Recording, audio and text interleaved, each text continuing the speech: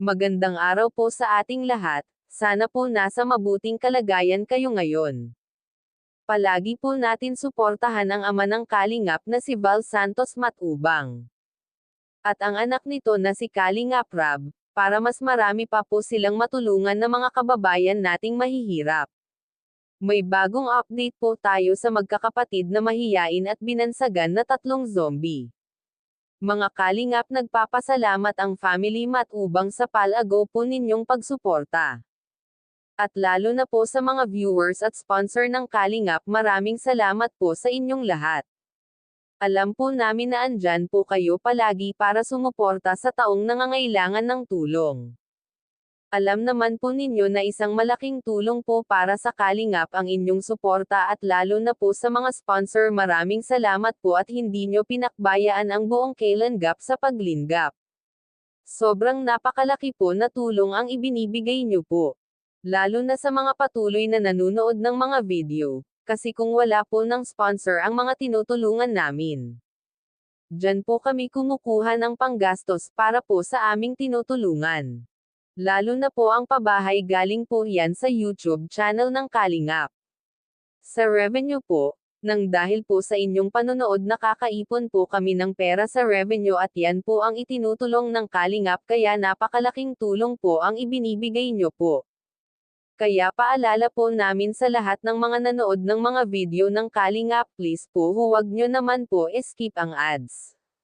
Kasi dagdag tulong pa po yan sa Kalingap at sa mga tinutulungan po namin.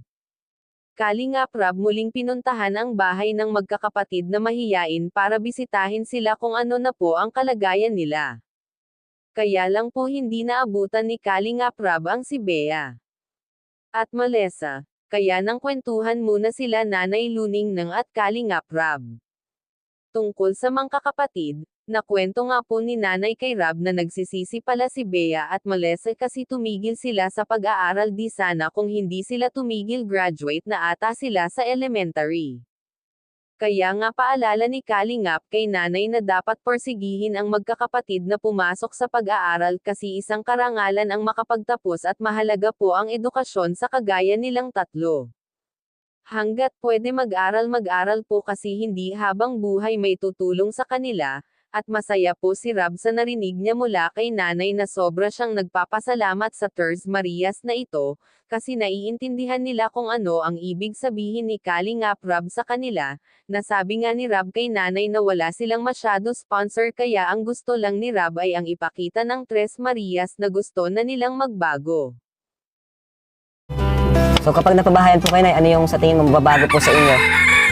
Anong pagbabago yung inaasahan niyo po kapag may bago na kayong bahay?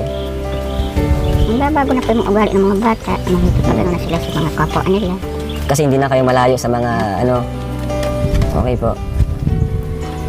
So, dahil po ay ano na no, syempre yung bahay ay yun ay mula sa ating YouTube channel, no? Wala naman po tayong masyadong mga sponsors. Kayo na no, wala naman po kayong masyadong sponsor. Aware naman po kayo doon, ano? Okay naman. Na yung papabayad po namin sa inyo ay mula po sa aking YouTube channel po, sa kinikita po natin sa pag-vlog. So, dapat matuto rin po talaga, no?